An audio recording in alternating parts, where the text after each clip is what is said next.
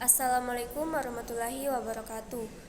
Puji dan syukur kita panjatkan kehadirat Tuhan Yang Maha Esa karena atas berkat dan rahmatnya sehingga pada hari ini kita boleh diberikan kesempatan untuk berkumpul dalam perkuliahan sosiolinguistik. Perkenalkan, nama saya Financia Burapares sebagai moderator yang akan memandu jalannya diskusi kita pada hari ini. Saya juga ditemani dengan beberapa teman kelompok saya, ada Anissa Nur Andini, Nur Laila, Rati, Asriadi, Muhammad Fitra, Adinda, Nur Rahma, dan Melisa Pagasing. Materi kita pada hari ini yaitu dinamika bahasa. Tanpa perlu berlama-lama, langsung saja saya berikan kesempatan kepada teman-teman pemateri untuk memaparkan materinya. Perubahan bahasa. Pertama, perubahan fonologi. Perubahan fonologi terjadi pada beberapa kata berikut. Pertama, kata sayang. Dahulu menggunakan huruf J, kemudian berganti menjadi huruf Y. Selanjutnya, kata guru. Sebelumnya, kata guru menggunakan huruf OE, kemudian berubah menjadi huruf O. Kemudian, kata makmur. Dahulu kata makmur berbunyi makmur dengan koma atas yang kemudian berubah menjadi makmur dengan menggunakan huruf K. Selanjutnya kata cari. Kata cari sebelumnya menggunakan huruf TJ kemudian berubah menjadi huruf C. Terakhir kata jamin. Kata jamin dahulu menggunakan huruf DJ kemudian berubah menjadi huruf J.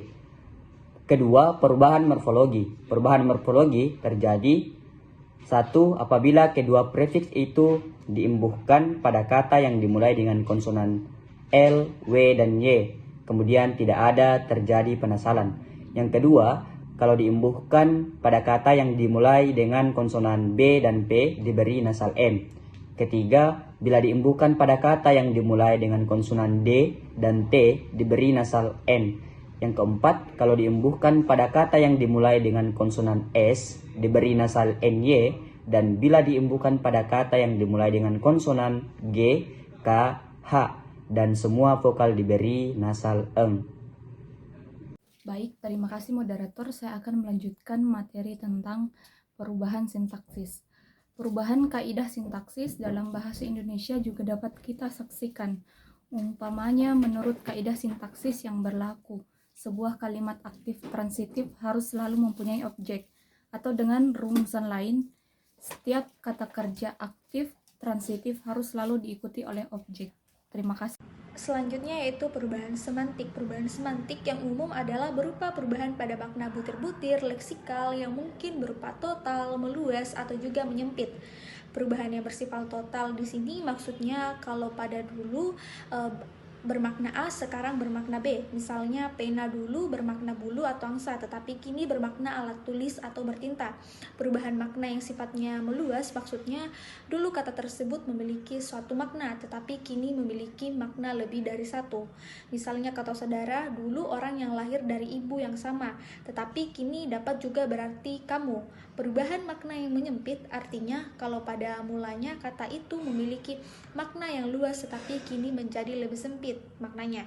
Misalnya kata sarjana pada dulu mulanya bermakna orang yang cerdik, pandai, tetapi kini hanya bermakna orang yang sudah lulus dari perguruan tinggi. Sekian dari saya, terima kasih. Saya akan melanjutkan pembahasan materi mengenai pergeseran dan kepunahan bahasa. Bahasa mengalami pergeseran jika suatu masyarakat tutur berpindah ke masyarakat tutur yang lainnya.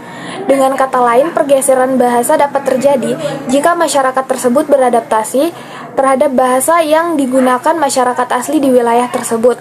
Menurut Sulfitra Ramadan tahun 2017, pergeseran bahasa biasanya terjadi di negara, daerah, atau wilayah yang memberikan harapan untuk kehidupan sosial ekonomi yang lebih baik.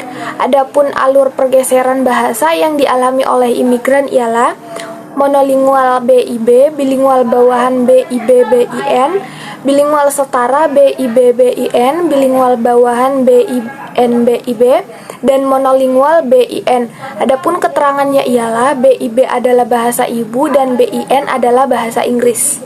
Selanjutnya, materi tentang pemetahanan bahasa. Pemetahanan bahasa terjadi pada suatu masyarakat yang masih terus menggunakan bahasanya pada ranah-ranah penggunaan bahasa yang biasanya secara tradisi dikuasai oleh penutur bahasa tersebut. upaya-upaya pemertahanan bahasa. Yang pertama itu ada pembinaan dan pengembangan bahasa Indonesia, khususnya di era globalisasi, seperti penggunaan bahasa Indonesia yang sesuai dengan kaidah dan struktur ortografi Indonesia atau EBI yang baik dan benar. Yang kedua, memunculkan rasa bangga terhadap bahasa Indonesia sebagai bahasa nasional dan identitas bangsa. Assalamualaikum warahmatullahi wabarakatuh. Perkenalkan, nama saya Ratih. Di sini saya akan melanjutkan pemaparan materi mengenai upaya pemertahanan bahasa Indonesia. Upaya pemertahanan bahasa Indonesia yang ketiga itu menanamkan sifat disiplin pada berbahasa Indonesia. Yang keempat, meningkatkan kesadaran akan norma bahasa dan kebanggaan berbahasa Indonesia. Yang kelima, melalui pendidikan, sekolah dapat mengadakan kegiatan ekstrakurikuler yang mendukung pemertahanan bahasa daerah. Dengan adanya upaya-upaya tersebut, diharapkan bahasa Indonesia dapat tetap eksis dan bersaing dengan bahasa asing di era globalisasi, sehingga tidak mudah memudar sebagaimana yang dikhawatirkan oleh para pemerhati bahasa. Sekian dari saya. Kepunahan bahasa. Kepunahan bahasa juga disebabkan oleh pergeseran bahasa. Apabila dalam suatu masyarakat sudah berada dalam tahap monolinguistik, dalam hal ini bahasa baru sudah mendominasi bahasa lama, maka bahasa yang selama ini dipakai oleh masyarakat akan mengalami kepunahan.